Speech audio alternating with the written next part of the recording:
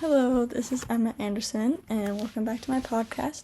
Today we're going to be diving into the common problem in schools, which is lack of engagement in the classroom. So engagement is not the same as staying busy. Busy work in schools can actually be a great downfall for education. Rather than trying to put busy work into your classroom because you think that's how you're going to fix engagement, you should listen here, and I have some common ways that engagement occur, or why lack of engagement occurs, and then also some things you could possibly be able to do to fix it.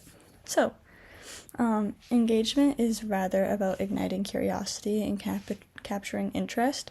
A love for learning is often followed by engagement instead of just staying busy, as I stated.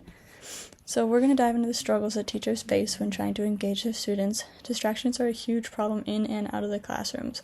Phones, specifically, and social media can make it hard for students to focus, and teachers often have to compete for the attention of their students when teaching.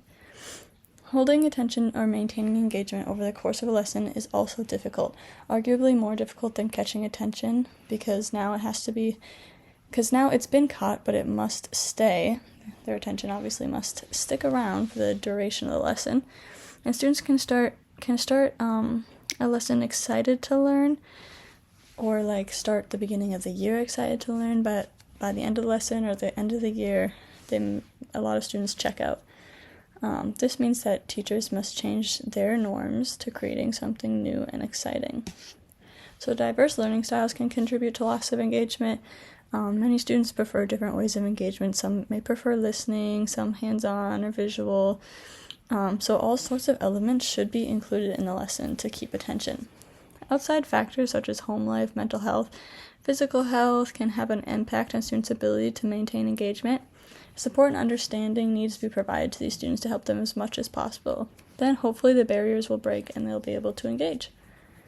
The key to overcoming these struggles is the ability to adapt and innovate as educators. Our teaching method should always be under personal revision. How can we improve for the next year, or maybe even the next class period? What do students like? What didn't they like? Our learning environment should be safe and empower students to reach their full potential. Building meaningful relationships can be a great way to create a safe environment for students to try. Failing is not a bad thing. We retry and we succeed eventually. Our students need to feel safe enough to do so. Lessons themselves should be more interactive and hands-on. Many students become used to the voice that keeps talking and they start to drown it out. How teachers decide to make it more interactive is up to them. Teaching should still be personalized and not all the same. However, you want to combat the engagement problem, and however you decide to do that is up to you. Plus, you can also fail in your own classroom and try again. It's a safe place for you as well, and you will find your way, and you will be an amazing teacher. That's all I have for today's podcast, and I hope this episode was of use to you. Teaching and education are an ongoing process that will always be changing, and you will continue to tweak your lessons, but you will succeed. See you next time. Bye.